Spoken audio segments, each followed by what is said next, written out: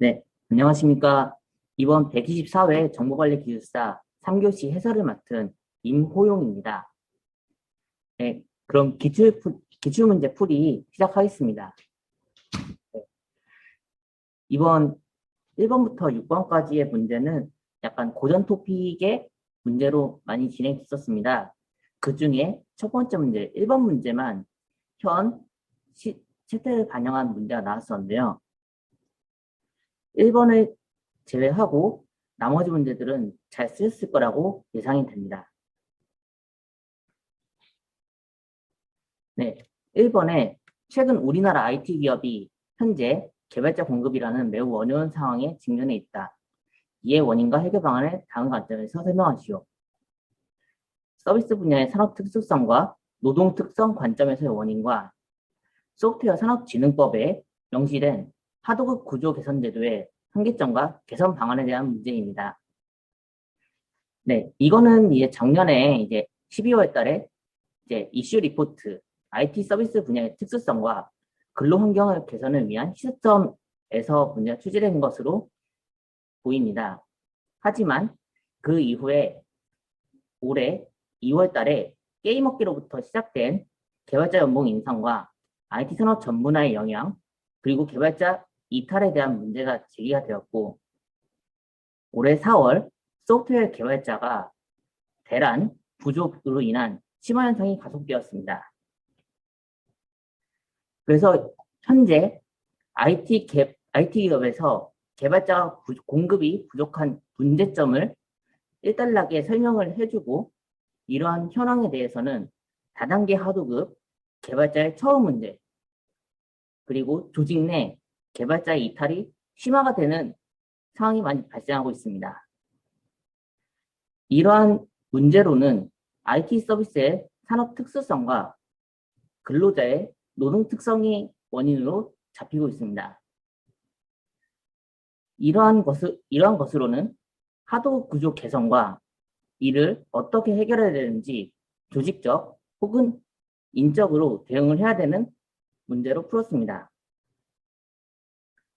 네, 그래서 이 문제에서 첫 번째로 말을 하고 있는 IT 서비스 분야의 산업 특수성 관점에서의 원인은 크게 세 가지로 볼 수 있습니다.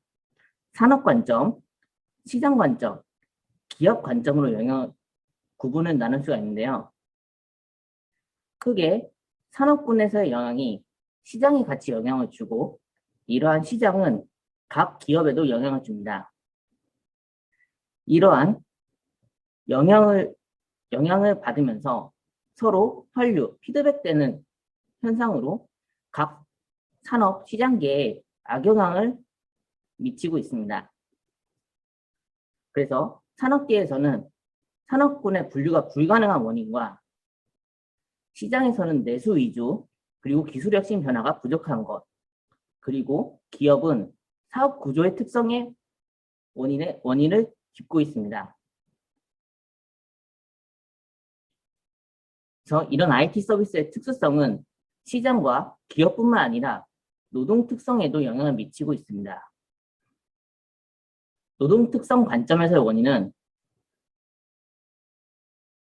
하도급의 다른 하도급, 즉 다단계 하도급, 재하도급이 원인이 있고, 포괄임금 지급이 있고, 근로자의 권익보호 부족, 그리고 일부 감정 노동이 포함이 되며, 이러한 것들이 계속 쌓이고 쌓여서 근로 환경에 악순환의 영향을 미치고 있습니다.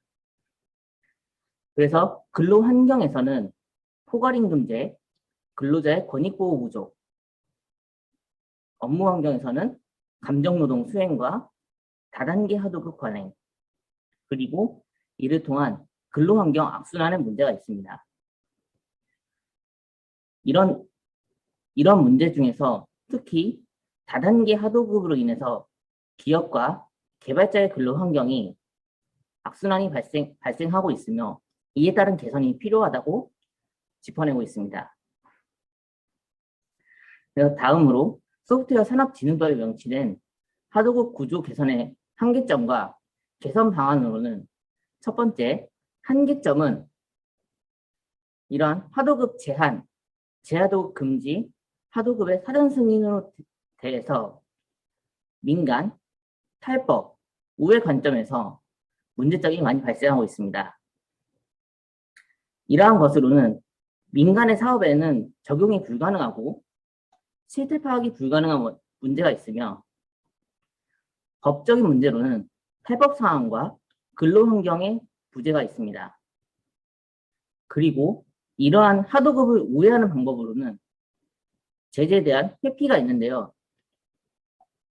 이런 공공기관의 입찰에 대해 참가 제한을 받게 되지만 집행의 저지가 가능하면서 대법원의 판결 확정 전까지 사업을 계속 수주를 해서 기업이 운영을 할 수 있습니다.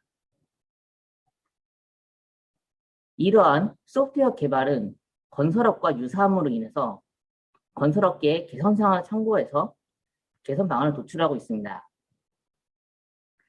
그래서 이러한 하도급 구조 개선 제도를 개선하려면은 도급업체와 회사, 그리고 법, 제도, 근로자 간의 문제점을 개선해야 됩니다. 크게 법 제도와 근로자 측면으로 나눌 수 있는데요. 법 제도에서는 하도급의 제한, 파견 금지, 사업자 등록제, 그리고 일관성 형성 등을 들 수 있습니다.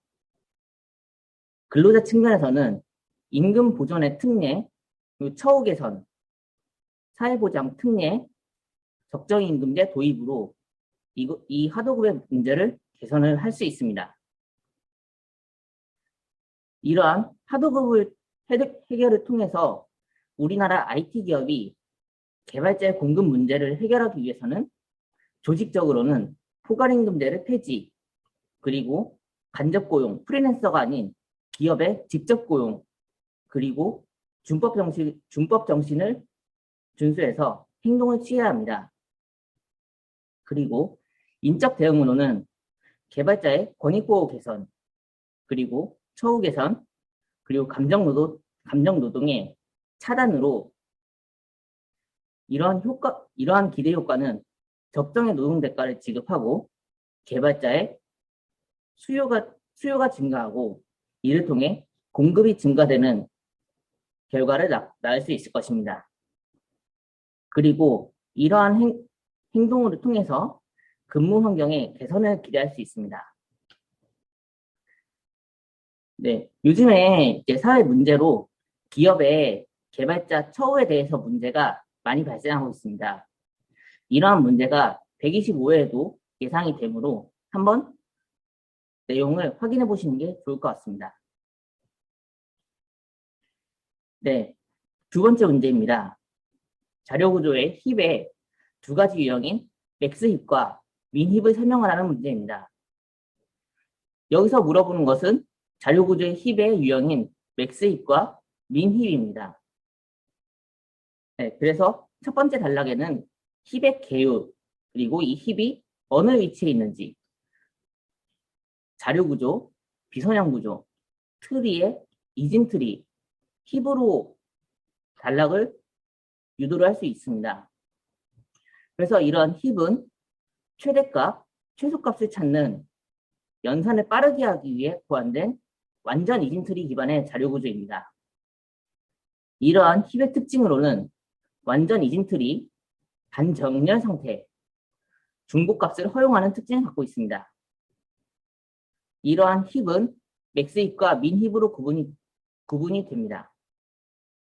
그래서 이 단락에는 맥스 힙에 대해서 설명을 해주는데 맥스 힙은 내림차순 정렬으로 루트노드가 가장 큰 값을 가지고 있고 왼쪽에서 오른쪽으로 큰 값에서 작은 값으로 자료 구조가 이루어지는 완전 이진 트리입니다. 그래서 여기서는 원소 3, 6, 4, 8을 통해서 맥스 힙이 어떻게 삽입되고 삭제되는지 과정을 설명드리겠습니다. 네, 삽입 과정에서는 첫 번째로는 3이 삽입이 되고 두 번째 6이 삽입이 될 때는 왼쪽에 밑에 노드에 6이 추가되는데 이때 3과 교체를 하게 됩니다. 3과 교체를 하면서 6이 가장 위로 올라가게 되고 3은 밑으로 내려오게 됩니다. 그 다음에 4가 6하고 3 오른쪽에 삽입이 되는데 삽입이 된 다음에 3과 위치를 교체를 하게 됩니다. 그 다음에 8을 삽입하게 되면은 4의 밑에 자식 노드로 왼쪽에 삽입이 되는데 이때 삽입이 되는 순간에 6하고 값을 바꾸고 6은 4로 이동이 되고 4는 3의 위치로 이동이 되고 3은 원래 맨 처음에 삽입했던 8의 위치에 이동을 하게 됩니다. 그래서 그 결과로는 3648을 맥스 힙에 삽입했을 때 결과는 가장 최상위 루트 노드에 8이 있고 그 자식 노드 왼쪽에는 6, 오른쪽에는 4 그리고 6의 자식 노드로 3이 추가 삽입이 되는 결과를 얻을 수 있습니다. 이를 삭제하게 될 때는 반대로 수행하게 되는데 먼저 8을 삭제를 하게 되면은 루트 노드에서 8이 없어졌기 때문에 6이 루트 노드가 됩니다. 6이 루트 노드가 되면서 4는 6의 자식 노드의 왼쪽에 위치를 하게 되고 3은 오른쪽으로 이동을 하게 됩니다. 그 다음에 6이 삭제가 되면은 최상위 루트 노드는 4가 되고 그 밑으로 3이 자식 노드의 왼쪽에 붙게 됩니다. 그리고 마지막으로 4가 삭제가 되면은 원소에는 3만 남는 결과를 얻을 수 있습니다. 다음으로는 민힙에 대해 설명입니다. 민힙은 최상위 루트 노드가 가장 적은 키 값을 가지고 있고 오름차순으로 정렬이 되는 완전 이진 트리입니다. 그래서 최상위 루트 노드는 3이 있고 자식 노드의 왼쪽에는 4 그리고 오른쪽에는 6 가장 가장 밑에 있는 자식 노드는 8을 위치함으로써 오름차순 정렬이 되는 힙입니다. 그래서 여기 민힙에서는 8, 4, 6, 3을 통해서 어떻게 삽입이 되고 삭제되는지 말씀드리겠습니다. 네, 첫 번째로는 8이 삽입이 됩니다. 그 다음에는 4가 삽입이 되는데 4가 삽입이 되면은 8과 위치를 교체를 하게 됩니다. 그 다음에 6이 교체가 되면은 처음에 삽입을 할 때는 4의 자식 노드의 오른쪽에 위치를 하게 되지만 이 위치가 기존에 있던 8과 교체를 하게 됩니다. 그 다음으로 3이 삽입이 됐을 때는 기존에 6 노드에 자식 노드로 삽입이 되는데 삽입이 되면서 최상위 값과 비교해서 4와 비교를 해서 최상위 루트 노드로 이동을 합니다. 그 다음에 4가 6이 있는 위치로 이동을 하게 되고 6은 8에 있는 위치로 이동을 하게 됩니다. 마지막으로 8은 맨 처음에 3이 삽입했던 위치로 이동을 하게 되면서 민힙은 3, 4, 6, 8 이러한 결과로 힙이 구성이 되는 것을 알 수 있습니다. 다음으로 삭제는 3이 삭제가 됐을 때 최상위 루트 노드는 4가 됩니다. 4가 루트 노드가 되면서 6과 8이 이동을 하게 되는데 6은 4의 자식 노드의 왼쪽으로 이동을 하고 8은 4의 자식 노드의 오른쪽에 위치하게 됩니다. 다음에 4를 삭제를 하게 되면은 최상위 루트 노드는 6이 됩니다. 그래서 6의 자식 노드 왼쪽으로 8이 이동을 하게 됩니다. 그리고 마지막으로 6을 삭제했을 때 최상위 루트 노드는 8이 됩니다. 가장 마지막으로 이러한 맥스 힙과 민 힙에 대해서 비교를 말씀드리면은 그림은 8, 6, 4, 8, 3, 4, 6, 8로 자료 구조가 비교가 되면서 정렬은 맥스 힙은 내림차순, 민 힙은 오름차순으로 할 수 있습니다. 그리고 이러한 자료 구조는 정렬과도 내용이 맞닿아 있기 때문에 시간 복잡도 혹은 공간 복잡도를 설명을 해주시면서 힙이 재구성할 때는 5의 로그 n, 평균은 5의 n 로그 n, 그리고 최악일 때는 5의 n 로그 n, 이런 부분을 같이 설명해 주시면 좋겠습니다.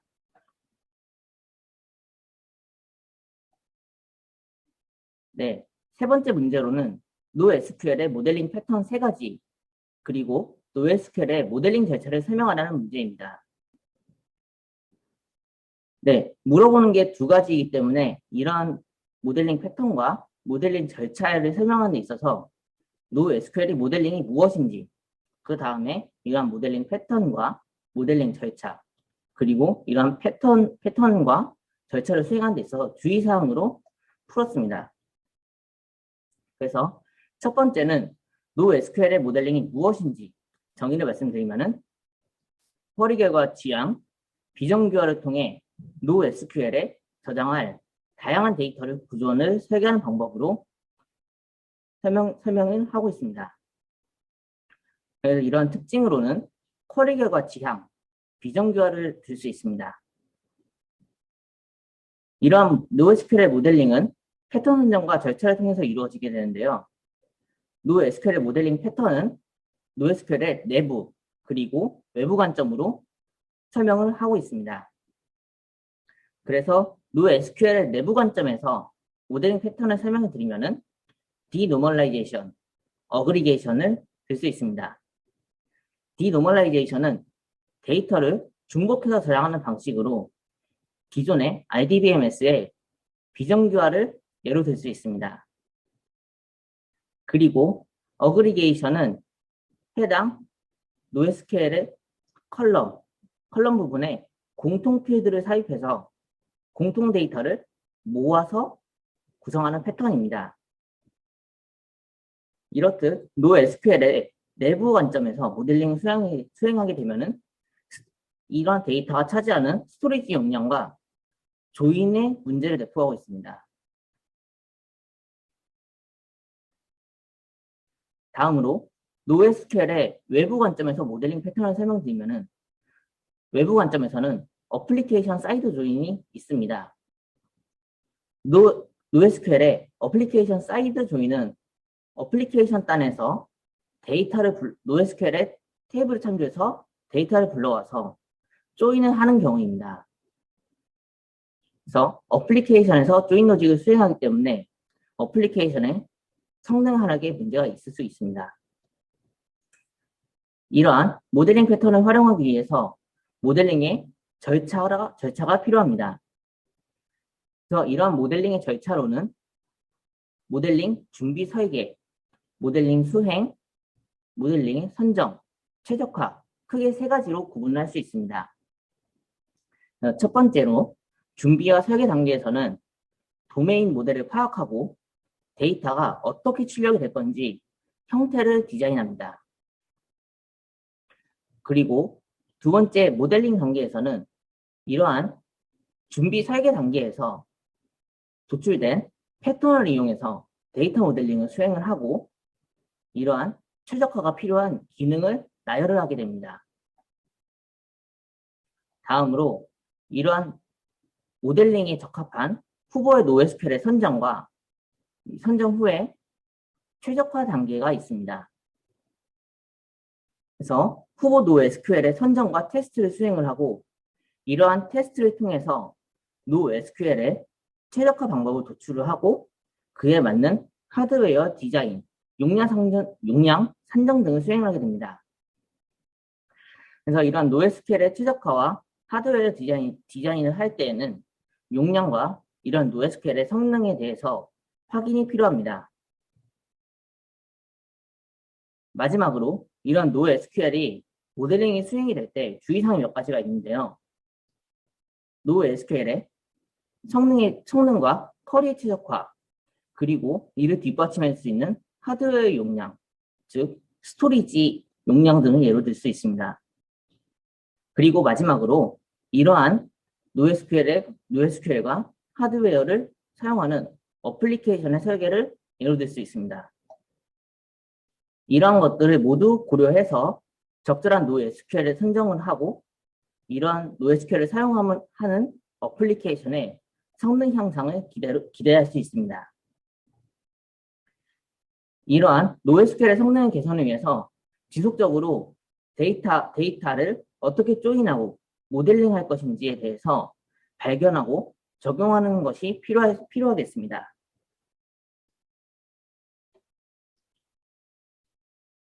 네, 네 번째 문제입니다. 교착 상태의 개념과 교착 상태를 회피하기 위한 은행가 알고리즘의 개념 및 자료 구조를 설명하는 문제입니다. 여기서 물어보는 것은 교착 상태의 개념, 은행가 알고리즘의 개념, 자료 구조 3개를 물어보고 있습니다. 네, 첫 번째로 설명할 것은 교착 상태의 개념을 설명하는 것입니다. 교착 상태가 무엇이냐? 2개 이상의 작업이 혹은 프로세스가 서로 상대방의 작업이 끝나기만을 기다리고 있기 때문에 결과적으로 아무것도 완료가 되지 못하는 상태입니다. 이러한 교착 상태 조건으로는 상호 배제, 점유와 대기, 비선점, 환영 대기, 두음으로 상점 비환으로 외우는 이러한 조건이 있습니다. 이러한 교착 상태의 조건을 해결하기 위해서는 예방, 발견, 회복, 회피 방법 등이 있습니다. 이러한 교착 상태를 해결하기 위해서는 예방에는 상호 배제, 점유화 대기, 비선점, 환영 대기의 각 조건의 부정 또는 제거를 통해서 예방을 할 수 있습니다. 발견으로는 시스템의 상태를 감시하는 알고리즘을 통해서 교착 상태를 주기적으로 검사를 합니다. 회복은 교착 상태를 수동 처리나 프로세스를 강제 종료를 하면서 자원을 선정합니다. 마지막으로 회피에는 은행가 알고리즘, 자원할당 그래프 등을 통해서 교착 상태를 회피하는 방법 등이 있습니다. 이러한 교착 상태를 회피하는 것 중에서 대표적으로 은행가 알고리즘이 있는데 이 은행가 알고리즘을 다음 단락에서 설명을 하면서 이어가도록 하겠습니다. 네, 은행가 알고리즘은 교착 상태의 회피 알고리즘입니다. 이러한 은행가 알고리즘의 개념으로는 운영체제가 안정 상태를 유지할 수 있는 요구만을 수락하고 불안전 상태를 초래할 사용자의 요구는 나중에 만족될 수 있을 때까지 계속 거절하는 교착 상태의 회피 알고리즘입니다. 이러한 은행가 알고리즘이 작동하기 위해서는 조건이 필요한데요. max, allocate, available 이러한 3가지의 작동 조건이 있습니다. 그래서 max는 각 프로세스가 요청할 수 있는 리소스의 양이고 allocate는 각 프로세스가 현재 할당되고 보유하고 있는 리소스의 양입니다. 세 번째로는 available은 현재 시스템에서 가용할 수 있는, 즉 사용할 수 있는 리소스의 양입니다. 이 문제에서 개념과 자료 구조를 설명하라고 했지만 추가적으로 이 알고리즘이 어떻게 동작을 하는지까지 설명을 하고 있습니다. 그래서 은행가 알고리즘이 동작을 하기 위해서는 이런 준비, 자원할당 요청, 안정한지에 대한 여부, 이 여부에 따른 자원할당과 할당 거부를 통해서 은행가 알고리즘이 작동을 합니다. 그래서 준비 단계에서는 자원의 상황, 종류의 최대수를 파악하고 자원 할당 요청을 할 때는 프로세스에 자원 할당 요구를 요청을 합니다. 그리고 이러한 안정 여부는 OS, 즉 운영체제의 시스템 상태를 점검하고 자원이 할당할 수 있는지에 대해 여부를 결정합니다. 여기서 자원을 할당했을 때 안정하면은 자원을 할당하고 불안정 상태를 초래할 수 있으면은 할당 거부를 합니다. 이러한 은행가 알고리즘을 사용하기 위해서는 자료 구조가 필요하게 됩니다. 자료 구조는 크게 available, max, allocation, needs 이렇게 크게 4개로 구성이 되는데 이러한 것들을 한 단락의 통으로 쓰기는 어렵습니다. 그래서 이러한 자료 구조를 설명할 때 자료 구조의 관계를 보여줌으로써 이러한 자료 구조가 어떤 단계에서 어떻게 사용되는지 설명을 하고 있습니다. 첫 번째는 allocation을 통해서 자원량을 계산을 하고 이러한 맥스, 최대 자원의 요구와 함께 니즈를 계산한 다음에 가용할 수 있는 추가 자원에 대해서 요구를 수행합니다. 이때 여유 자원의 수보다 작아야지 리퀘스트를 할 수 있습니다. 그 다음에 자원을 요청하게 되는데 자원을 요청할 때 리소스의 총량보다 작아야지 할당을 수행을 하게 되는데 이러한 것들이 판단이 불가능하면은 여유 자원을 변경을 해서 다시 가용 자원에 대해서 요청을 하는 구조로 되어 있습니다. 혹은 이러한 리소스 총량이 할당을 했을 때 unsafe 혹은 safe한지에 따라서 프로세스가 종료가 되는 과정으로 있습니다. 그래서 이러한 자료 구조는 available, 사용 가능한 자원의 수가 있고 max, 프로세스별 자원의 최대 자원의 요구, allocation, 현재 프로세스별 할당되어 있는 자원의 수, need, 프로세스별 남아있는 자원의 수입니다. 이러한 자료 구조를 기반으로 세이프티 알고리즘을 통해서 자원 요청 관계를 판단해서 안정 혹은 불안정 상태를 판단합니다. 이러한 은행과 알고리즘에도 문제점이 있는데요. 문제점으로는 크게 4가지가 있습니다. 비용, 병목 현상, 사전 자원량의 계산, 자원 반납의 문제점이 있습니다. 비용으로는 이러한 은행과 알고리즘을 쉽게 구현할 수 있지만 추가 비용이 크다는 문제가 있습니다. 다음으로 병목 현상으로 통신 메시지가 너무 많아서 이런 자원을 할당하는 은행원이 병목 현상에 빠질 수가 있습니다. 세 번째, 사전 자원량 계산은 이러한 할당한 자원이 일정량 존재를 해야 되고 최대 자원 요구량, 맥스를 미리 알아야 하는 문제점이 있습니다. 마지막으로 자원 반납은 이런 프로세스들은 유한한 시간 안에 자원을 반납해야 합니다. 이러한 시스템이 불가능하거나 안전하지 않은 요청을 거부하는 것은 운영체제에 따라서 결정을 하게 됩니다. 네, 5번째, OSI 7 레이어의 각 계층과 특징을 설명하라는 문제입니다.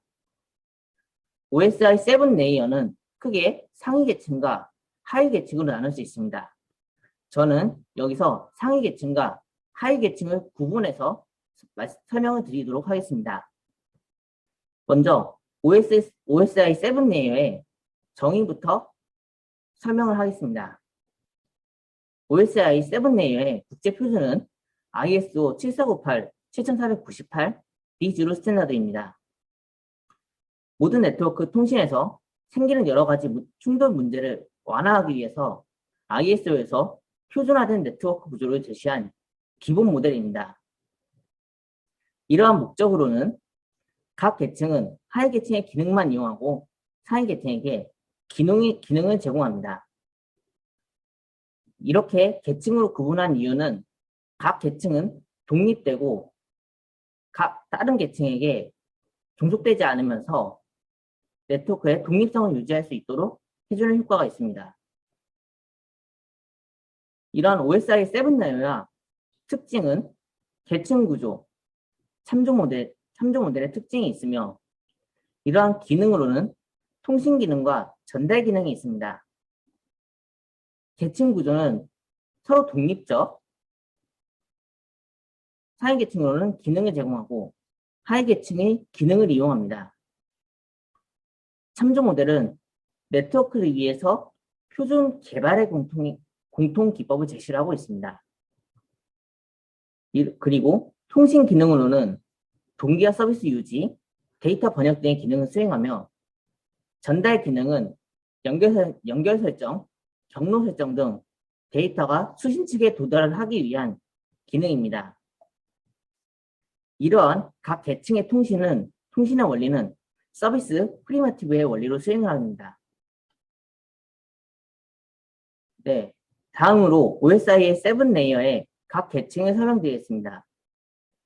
제가 앞서 말씀드렸듯이 OSI 7레이어를 상위 계층과 하위 계층으로 나누어서 설명드린다고 했습니다. 그래서 상위 계층으로는 어플리케이션, 프레젠테이션, 세션 계층으로 나눌 수 있습니다. 어플리케이션 계층은 응용 프로세스와 직접 관계에서 일반적인 응용 서비스를 수행합니다. 프레젠테이션 계층은 코드 간의 번역을 담당을 합니다.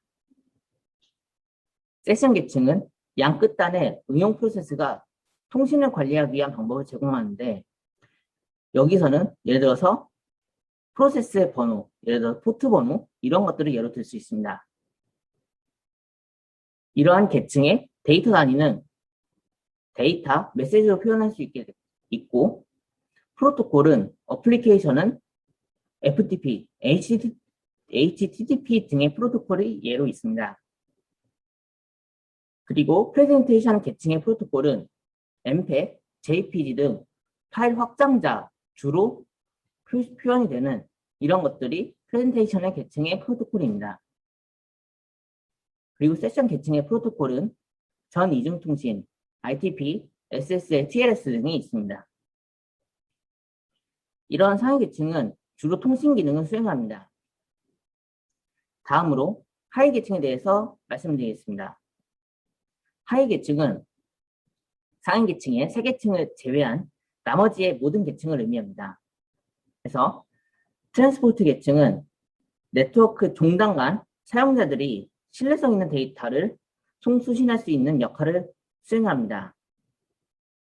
네트워크 계층은 네트워크상에 노드를 거칠 때마다 경로를 찾아주는 역할을 합니다. 데이터 링크는 P2P, 즉 점대장 간 신뢰성 있는 전송을 보장하기 위한 계층이고 피지컬 계층은 네트워크의 기본 하드웨어 전송을 위한 계층입니다. 이러한 데이터 단위는 트랜스포트 계층에서는 세그먼트, 네트워크 계층에서는 패킷, 데이터 링크 계층에서는 프레임, 피지컬 계층에서는 비트 스트림, 즉 전기 신호로 데이터를 전송을 합니다. 이러한 프로토콜에는 트랜스포트 계층에서는 TCP, UDP 등이 대표적으로 있고 네트워크 계층에서는 IP, ARP 프로토콜이 예로 들 수 있습니다. 데이터 링크 계층에서는 FEC, BEC, ARQ 등의 프로토콜이 예로 있으며 피지컬 계층에서는 X.25, RS232C 등의 프로토콜이 있습니다. 이러한 하위 계층은 주로 전달의 기능을 수행을 합니다. 다음으로 OSI 7레이어의 각 계층의 특징에 대해서 설명을 드리겠습니다. 제가 처음에 말씀드렸듯이 상위 계층과 하위 계층을 구분해서 설명을 드리겠다고 했었기 때문에 이 계층의 특징도 상위 계층과 하위 계층으로 나누어서 특징을 설명드리겠습니다. 어플리케이션의 계층은 소프트웨어의 API를 제공하는 특징이 있고 프레젠테이션은 보안, 번역 역할, 암호화, 압축, 변환 등의 기능을 수행하는 특징이 있습니다. 세션 계층에서는 연결, 즉 소켓 프로그램, 동기화 통신, 유지, 세션의 연결 관리, 종류의 특징을 수행하고 있습니다. 이러한 계층의 대표적으로 장비는 L5에서 7까지의 스위치, 게이트웨이, TCP, UDP의 IP, 그리고 포트와 패킷의 장비가 있습니다. 이러한 상위 계층은 주로 소프트웨어적으로 구현이 되며 하부 계층과 통신을 수행합니다. 다음으로 하위 계층의 특징으로는 트랜스포트 계층은 데이터를 전송을 보장을 하는 특징을 갖고 있습니다. 이러한 장비로는 엘포 스위치, 노드 밸런싱, QoS 등이 있습니다. 네트워크 계층에서는 통신 경로 설정, 즉 라우팅 기능과 중계 기능, 혼잡 지역, 가상 회선 방식 등의 특징을 갖고 있습니다. 데이터 리크 계층으로는 오류 제어, 흐름 제어, 에러 검출, 정정 등의 특징을 갖고 있습니다. 마지막으로 피지컬 계층은 물리적인 연결과 설정 해제, 데이터 코딩, 변조 방식, 그리고 데이터를 어떻게 부호하는지, 멀티플렉싱, 데이터 속도 등의 특징을 갖고 있습니다. 이러한 OSI7 내의 계층은 주로 디펙트 스탠다드인 TCP/IP와 차이가 있습니다. 그래서 마지막에 4단락에는 TCP/IP와 비교를 하면서 마무리를 하였습니다. 참고로 OSI7 레이어는 참조적인 모델이기 때문에 실제적으로 TCP 구현되는 TCP/IP와는 많은 차이가 있습니다. 네, 마지막 6번째 문제입니다. 침입 탐지 시스템과 침입 방지 시스템의 개념을 비교하여 설명하라는 문제입니다. 이런 비교 설명 문제는 이제 크게 통 단락으로 답안지 작성하게 되는데, 여기서 물어보는 것은 개념을 비교하라는 문제가 있습니다. 그래서 비교를 사실상 물어보는 것은 하나이기 때문에 이것을 어떻게 잘 포장을 해서 인사이트를 보여주고 충분히 비교를 할 수 있는 방법이 절실히 필요해집니다. 그래서 1단락, 즉 인트로에는 이런 침입 탐지 시스템과 침입 방지 시스템은 크게 기업 보안 시스템으로 분류를 할 수 있습니다. 그래서 크게 기업 보안 시스템 안에는 IDS와 IPS가 있고, 이러한 문제가 있어서 이런 문제를 개선을 위해서 침입 탐지, 침입 차단을 개선하기 위해서 IPS, 근본적인 공격 수행을 차단하는 쪽으로 개선을 하게 됐습니다. 그래서 이러한 2단락에는 침입 탐지 시스템과 침입 방지 시스템의 개념을 비교를 해서 설명을 바로 들어갑니다. 그래서 IDS와 IPS의 개념을 비교해서 설명할 때는 IDS는 비인가 사용자, 외부 침입자가 자원을 권한이 없이 불법적으로 침입해서 보안 정책을 위반하는 행위 등을 실시간으로 탐지하는 시스템입니다. 이 탐지하는 시스템이기 때문에 이 외부 침입자가 시스템에 침입을 했을 때 이걸 탐지하지 못했을 때 발생하는 문제가 상당히 커집니다. 침입 방지 시스템은 침입 단지 시스템의 오탐지, 미탐지의 문제를 해결하기 위해서 침입 탐지와 동시에 실시간으로 방어가 가능한 보안 솔루션입니다. 이러한 유형으로는 침입 탐지 시스템 IDS는 호스트 기반, 네트워크 기반, 하이브리드 기반이 있습니다. 그리고 침입 방지 시스템 IPS의 유형으로는 똑같이 호스트 기반, 네트워크 기반이 있으나 L7 스위치의 기반과 ASIC, 즉 특정 목표를 전용으로 하는 유형이 있습니다. 그래서 이러한 IDS와 IPS의 구조를 비교하면은 IDS에는 지식 베이스, 그리고 탐지하는 엔진과 이런 컨피그레이션 파일 등과 이러한 응답 컴포넌트 등이 구성이 돼서 데이터를 통해서 응답 컴포넌트가 작동하는 구조로 되어 있습니다. 반면에 IPS는 IP 테이블과 룰 매니저, 규칙을 관리하는 관리자가 있고, 이런 규칙들, 룰이 있으며, 이렇게 외부에서 유입되는 패킷을 룰에 의거해서 폐기를 하거나 내부 네트워크로 유입을 시키는 구조로 되어 있습니다. 그래서 이런 IDS에는 대표적으로 트리바이어, 스노트 등이 사용이 됩니다. 다음으로 IDS와 IPS의 상세 비교 설명을 드리겠습니다. 이런 특징을 비교를 할 때 IDS와 IPS의 공격 탐지 방식, 탐지 방법, 네트워크 영향도, 원패킷 공격, 제로데이, 공격 대응 행동 방식, 한계점을 특징을 뽑았습니다. 그래서 이런 공격 탐지 방식에서는 IDS는 스니핑 방식, 즉 중간에 패킷이 오고 가는 것을 쳐다보면서 혹은 패킷의 중간 위치에서 흐름을 보면서 탐지를 하는 방식입니다. 반면에 IPS는 인라인, 즉 데이터가 움직이는 경로에서 스니핑을 할 수 있습니다. 그리고 탐지 방법으로는 IDS는 공격의 시그니처, 공격이 어떻게 수행되는지 비교하고 프로토콜이 미스매치, 즉 시스템에 요청하는 프로토콜이 일치하지 않는 것들을 탐지를 합니다. 그리고 IPS의 탐지 방법은 기본적으로 IDS와 동일합니다. 이 네트워크 영향도는 IDS는 네트워크 영향이 거의 없으나 IPS는 낮은 성능이 네트워크 영향을 줄 수가 있습니다. 그리고 원패킷 공격은 초기에 패킷에 대해서 방어를 할 수 있는지에 대한 것인데 IDS는 중간에 스니핑으로 패킷을 탐지를 하기 때문에 첫 번째 패킷을 방지를 못합니다. 하지만 IPS는 인라인으로 설치가 되기 때문에 이런 원패킷 공격을 방지를 할 수 있습니다.